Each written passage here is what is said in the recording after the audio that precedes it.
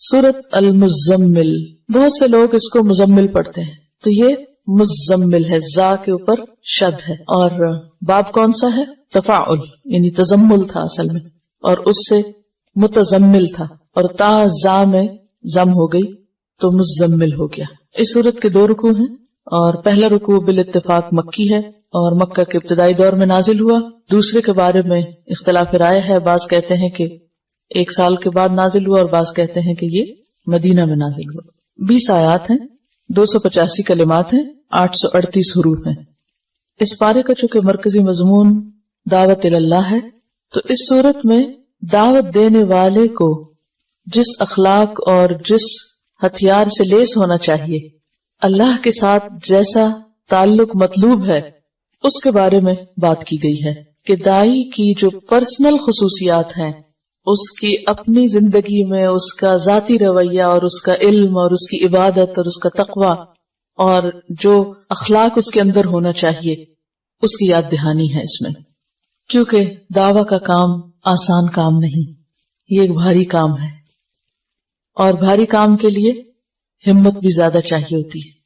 جنوں کے اندر شاید ہم سے زیادہ طاقت ہے، اس لیے انہوں نے پہلی دفعہ ہی سن کر بھرپور کام شروع کر دیا، اور غلط خیالات پر بھی بھرپور تنقید اور بھرپور طریقے سے میسج کنوے کر کے توحید کی بھرپور دعوت۔ اسی طرح انسان خواہ جسمانی طور پر کمزور ہی کیوں نہ ہو، لیکن اگر اس کا ایمان مضبوط ہے، وہ اندر سے مضبوط ہے، اس کا اللہ سے تعلق مضبوط ہے، تو پھر وہ بڑے بڑے جنوں سے نمٹنا جانتا ہے، جیسا کہ اس میں فرعون کا ذکر آئے گا، اور بالکل ابتدائی دور کی صورتوں میں سے ہے سورۃ المزمل۔ اب حیران ہو رہی تھی کہ شروع میں ہی اللہ سبحانہ وتعالیٰ نے فرعون کا ذکر کر دیا، کیونکہ نبی صلی اللہ علیہ وسلم کو مکہ میں ایسے ہی لوگوں سے واسطہ تھا، اور ہر ایک کے ایمان کے بقدر اس کا امتحان ہوتا ہے، امتحان بقدر ایمان، اور جتنا کسی کا ایمان مضبوط ہوگا اتنا ہی اس کا سخت امتحان ہوگا، اور جتنا اللہ سے تعلق مضبوط ہوگا اس میں کامیاب ہوگا۔ اور اس کامیابی کے لیے بے حد ضروری ہے کہ انسان کے اندر مضبوطی ہو، اور وہ مضبوطی آ نہیں سکتی جب تک انسان قرآن سے گہرا تعلق نہ رکھتا ہو، اور خاص طور پر رات کی نماز میں قرآن کی قرات کے ساتھ قیام کی عادت نہ ہو۔ یہ ایک ضروری خصوصیت اور ضروری شرط ہے جس کا ذکر یہاں ملے گا۔ یا ایھا المزمل، یا ایھا، یا کیا ہے؟ حرف ندا، اور ایو کا معنی ہوتا ہے کون سا یا جون سا، جس، کس، یعنی ایو کا لفظ ان معنوں میں استعمال ہوتا ہے، یا کیا کون سا کیا، اور ہا جو ہے یہ حرف تنبیہ ہے اور فصل کے لیے آتا ہے۔ فصل کا مطلب ہے الگ کرنا، تو حرف ندا اور منادا کے بیچ میں جبکہ منادا معرف باللام ہو، یہ بات سمجھ آ رہی میری؟ منادا معرف باللام، معرف باللام کا کیا معنی؟ کہ ال کے ساتھ شروع ہو رہا ہو، تو ان کو باہم ملانے کے لیے درمیان میں آتا ہے ایھا۔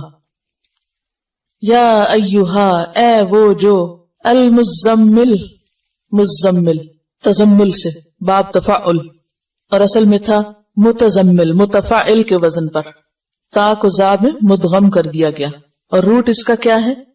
زا ما لا، زا میم لام، اور تزمل کا معنی ہوتا ہے اپنے اوپر چادر یا کوئی کپڑا لپیٹنا۔ خطاب ہے نبی صلی اللہ علیہ وسلم سے، یا ایھا المزمل، اے کپڑے میں لپٹنے والے، اے چادر یا کمبل لپیٹنے والے۔ آپ کو مزمل سے کیوں خطاب کیا گیا؟ اس کی ایک وجہ تو یہ بیان کی جاتی ہے کہ نبی صلی اللہ علیہ وسلم نے جب پہلی مرتبہ جبریل علیہ السلام کو دیکھا تو آپ کے اوپر ایک بہت دہشت تھی اور خوف تھا اور لرزہ طاری تھا۔ آپ گھر پہ تشریف لائے اور حضرت خدیجہ سے کہا، زملونی زملونی، مجھے کمبل اوڑھا دو، کمبل اوڑھا دو، یعنی ایک طرح سے پروٹیکشن کے لیے اور اپنے آپ کو سمیٹنے کے لیے۔ اور یہ تو چونکہ نقطہ آغاز تھا، اس کے بعد ابھی مزید آپ پر ذمہ داری ڈالی جانا تھی، لہذا آئندہ جب آپ کو پکارا گیا تو اس نام سے پکارا گیا، اے کپڑا لپیٹنے والے۔ اور عربوں میں دستور یہ ہوتا ہے کہ جب کسی کو خطاب کیا جاتا ہے تو اس کے حال کا ذکر کر کے اس کو بلایا جاتا ہے، اور یہ ایک محبت کا انداز ہوتا ہے۔ مثلا اس کی بہت سی مثالیں آپ کو ملے گی۔ ایک مرتبہ حضرت علی رضی اللہ تعالیٰ عنہ حضرت فاطمہ سے کچھ رنجیدہ ہو گئے، کچھ ناراضگی ہو گئی، تو گھر چھوڑ کے مسجد میں چلے گئے اور مسجد کے فرش پر لیٹے ہوئے تھے، تو آپ کے جسم کے اوپر مٹی لگ گئی. نبی صلی اللہ علیہ وسلم حضرت علی کو تلاش کر رہے تھے اور کرتے کرتے جب مسجد میں گئے تو کہا یا ابا تراب، اے مٹی والے، یعنی یا مٹی میں لپٹے ہوئے یا لتھڑے ہوئے اٹھو تم. اسی طرح حضرت ابو ہریرہ جو تھے ان کو بلیوں سے بہت پیار تھا تو ان کا نام ابو ہریرہ رکھ دیا گیا.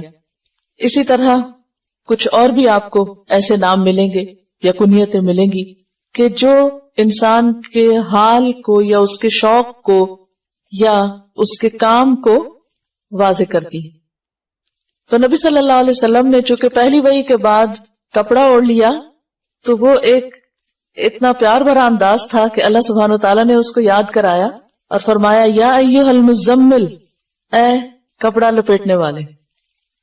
اب کپڑا لپیٹنے کا وقت نہیں، اب کیا ہے؟ اب تو کام کا وقت ہے. آپ ڈرے نہیں، گھبرائے نہیں، یعنی ایک طرح سے تسلی دی جا رہی ہے، محبت سے خطاب کیا جا رہا ہے. یا ایھا المزمل، اے مزمل، قم اللیلہ، قم اٹھو، فعل امر ہے قیام سے، اور قیام کہتے ہیں بیٹھے یا لیٹے ہوئے آدمی کا اٹھ کھڑا ہونا یا چلتے چلتے کھڑے ہو جانا. یعنی کوئی بیٹھا ہوا ہے تو بیٹھنا چھوڑ کے اٹھ جائے، یا لیٹا ہوا تو اٹھ جائے، یا پھر چل رہا ہے تو کھڑا ہو جائے. ان سب کے لیے کیا آتا ہے؟ قیام. قم اللیل، رات کو کھڑے ہو جاؤ. اب اس کا یہ مطلب تو نہیں کہ آپ نیند چھوڑ کے تو کھڑے رہا کرو، یہ عام کھڑا ہونا مراد نہیں ہے. یہاں قیام سے مراد نماز ہے، قیام اللیل ہے. آپ نے پیچھے پڑھا کہ بعض اوقات نماز کے لیے لفظ قرآن آتا ہے، بعض اوقات تسبیح آتی ہے، بعض اوقات سجدے کا لفظ آتا ہے، تو جز بول کے کل مراد ہوتا ہے. اور یہاں پر قم، کھڑے ہو جاؤ سے مراد ایسے آئیڈیلی کھڑا ہونا نہیں بلکہ نماز میں کھڑے ہونا ہے. تو قم اللیل کا مطلب کیا ہوگا؟ اٹھو رات کے وقت اور اٹھ کر نماز پڑھو. اور اللیل سے مراد ساری رات ہے، لیکن اگلے حرف استثناء نے، حرف استثناء کون سا؟ اللہ نے واضح کر دیا کہ نہیں، پوری رات کا مراد نہیں ہے یہاں، بلکہ قلیلاً، تھوڑا، یعنی پوری سے کم، ساری نہیں. قم اللیل الا قلیلاً، رات کو قیام کرو یعنی نماز ادا کرو مگر تھوڑا. اب کتنا تھوڑا؟ نصفہ، اس کا آدھا، یعنی نصف اللیل، آدھی رات. او انقص منہ، یا کم کر لو اس میں سے بھی. کس میں سے؟ آدھی میں سے بھی. آدھی کا پھر کم کیا ہوگا؟ تہائی ہو جائے گا، 1/3 ہو جائے گا، ٹھیک ہے. یا پھر اس کا بھی کم کریں تو چوتھائی ہو جائے گا، یعنی نصف النصف کریں تو چوتھا حصہ رہ جائے گا.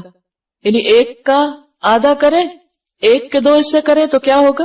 نصف کریں تو آدھا کہلائے گا، اور نصف کو نصف کر دے تو چوتھائی ہو جائے گا، کوارٹر ہو جائے گا. او انقص منہ قلیلاً، تھوڑا سا. تو اس کا مطلب یہ ہے کہ بالکل آدھا نہیں کرنا بلکہ اس میں سے کچھ ہی کم کرنا ہے، یعنی تہائی رات. او زد علیہ، یا اس پر زیادہ کر لو، یعنی نصف پر. تو نصف یا آدھا جو ہے، ہاف جو ہے، وہ کیا ہے؟ سٹینڈرڈ. کبھی آدھے سے کم کر لو یا اس سے بھی تھوڑا کم، یا آدھے سے کچھ زیادہ بھی کر لو، تو ڈیپینڈ کرتا ہے کہ جیسے بھی حالات ہیں.